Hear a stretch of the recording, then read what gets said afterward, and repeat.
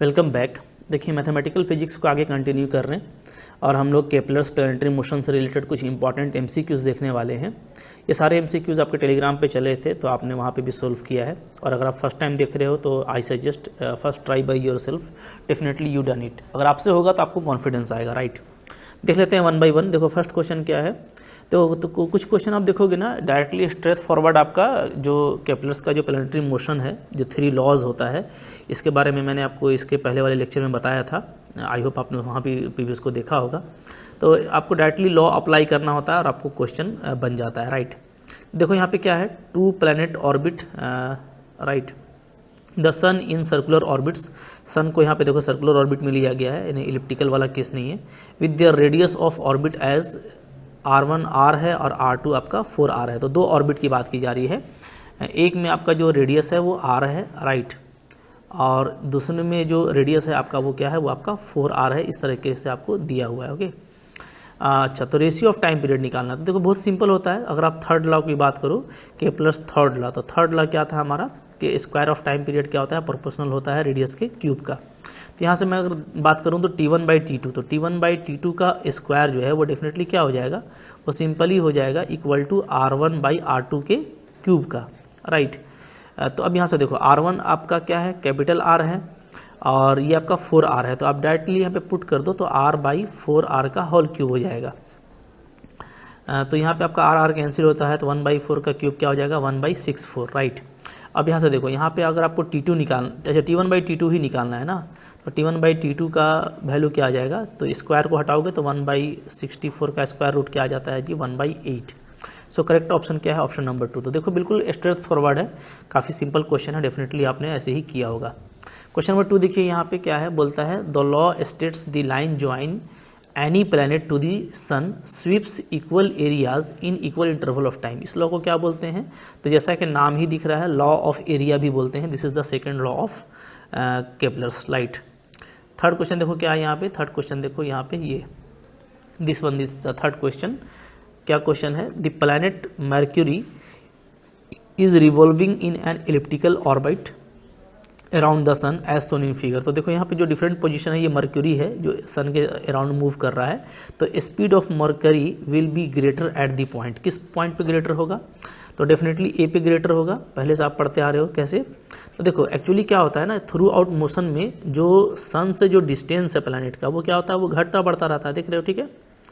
इसी के वजह से आपको पता है कि जैसे हम अर्थ की बात करें तो ठंड का मौसम, गर्मी का मौसम, ये सब आप पहले से जानते हो ऑर्बिट सिस्टम में।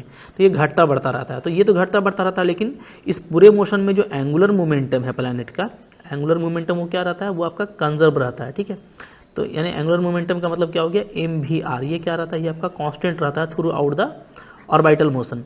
तो अगर आप देखोगे कि अगर मेरा mvr कांस्टेंट का मतलब क्या है, इसका मतलब है कि vr कांस्टेंट है, क्योंकि m तो मास ऑफ प्लैनेट है, वो तो कांस्टेंट ही रहता है। तो vr कांस्टेंट का मतलब ये है कि अगर आपका एक r अगर आपका डिक्रीज करेगा, डिस्टेंस अगर घटेगा, तो वेलोसिटी क्या होगा, वेलोसिटी आपका इंक्रीज करेगा। तो वेलोसिटी बोलता है कहाँ पे सबसे ज़्यादा होगा, तो यहाँ पे डिस्टेंस सबसे कम होगा। तो डिस्टेंस सबसे ज़्यादा कम कहाँ पे है, यहाँ पे है, बिल्कुल छोटा सा दिख रहा है। सो ए पे सबसे ज़्यादा क्या होगा, आपका जो है वेलोसिटी होगा। यही देखो होता है जब मतलब कि अर्थ के बिल्कुल करीब होता है मर्क्यूरी, तो काफ़ी स्पीड में मूव करता है, ये आपको पता है, ठीक है ना, रेदर देन अर्थ जो है हमारा थोड़ा डिस्टेंस पे है, मर्क्यूरी थोड़ा जो है नियर बाई है, तो मर्क्यूरी का स्पीड ज़्यादा होता है। तो आगे देखते हैं फिर क्या है क्वेश्चन नंबर, यहाँ पे देखो थर्ड नंबर। तो अब आप ट्राई करो, डेफिनेटली आपसे बनता जाएगा question. So question number 3 is here. क्या है, बोलता है कि 2 प्लैनेट है, मूव कर रहा है, ठीक है, उनका जो मीन डिस्टेंस है फ्रॉम द सन वो D1/D2 है, टाइम पीरियड T1/T2 है। बोलता है N1 N2 अगर उनका करस्पॉन्डिंग फ्रीक्वेंसी है तो कौन सा करेक्ट है।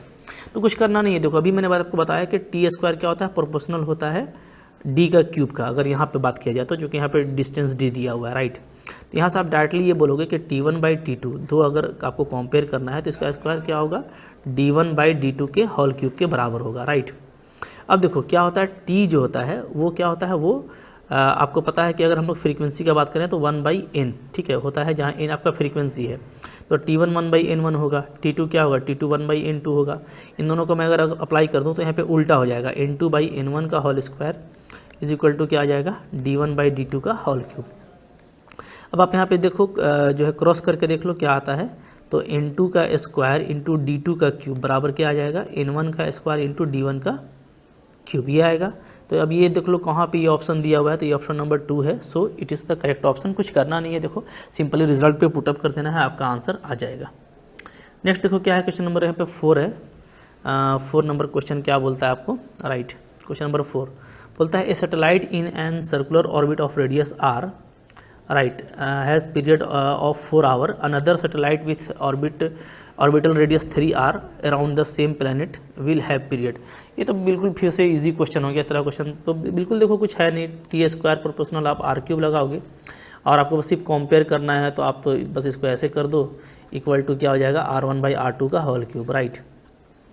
अब एक में जो है रेडियस, एक में जो है 4 आवर दिया हुआ है, तो दूसरे में आपसे पूछ रहा है, तो ऊपर में 4 ले लो, नीचे में T2 देख लेते हैं क्या आ जाता है, का whole square equal to r1 आपको r लेना है और r2 आपको 3r लेना है। बिल्कुल सिंपल क्वेश्चन है, ठीक है। क्यूब निकालोगे तो क्या आ जाएगा, 1/27 आ जाएगा। यहाँ से आपको अब T2 का स्क्वायर अगर निकालना है तो आप यहाँ पे अलग करोगे तो ये 16 हो जाएगा, तो 16 इंटू 27, राइट। अब यहाँ से T2 निकालना है तो आपको इसका पूरा का स्क्वायर रूट ले लो, तो 16 का 4 हो जाएगा और 23 का क्या हो जाएगा, 27 का 3√3, तो 4 3 या 12 आ जाने वाला है। तो T2 का वैल्यू क्या आ जा रहा है, 12√3, राइट। ओके, सही है। तो यहाँ पे अच्छा चलो ठीक है, तो कौन सा करेक्ट ऑप्शन रहेगा यहाँ पे। अच्छा यहाँ पे देखो 4√27 भी लिख सकते हैं, अगर सिर्फ 16 से 4 निकाला जाए तो यहाँ पे ऑप्शन नंबर 3 आपको जो दे रखा है वो करेक्ट है। इसको अगर आप सिंप्लीफाई करोगे तो यही आएगा, ठीक है। देखो सिर्फ रिजल्ट बेस्ड है, जनरली थर्ड लॉ से बहुत सारा क्वेश्चन आता है, तो आपको एग्जाम में इस तरह से कोई करने में मुश्किल नहीं होना चाहिए, ओके। देखिए नेक्स्ट क्वेश्चन हमारा क्वेश्चन नंबर 6 क्या कहता है। क्वेश्चन नंबर 6 कहता है, ओके,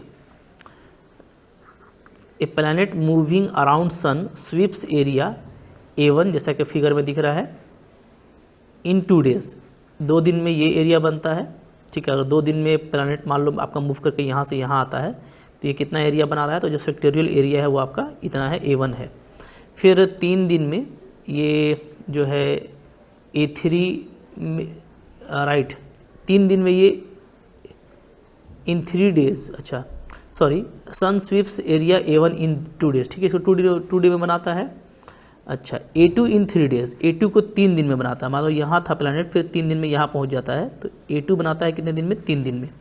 और A3 को बनाता है 6 दिन में, ठीक है। मतलब प्लैनेट को यहाँ से यहाँ पहुँचने में 6 दिन लगता है, और ये एरिया क्या बना रहा है, A3 बना रहा है, राइट।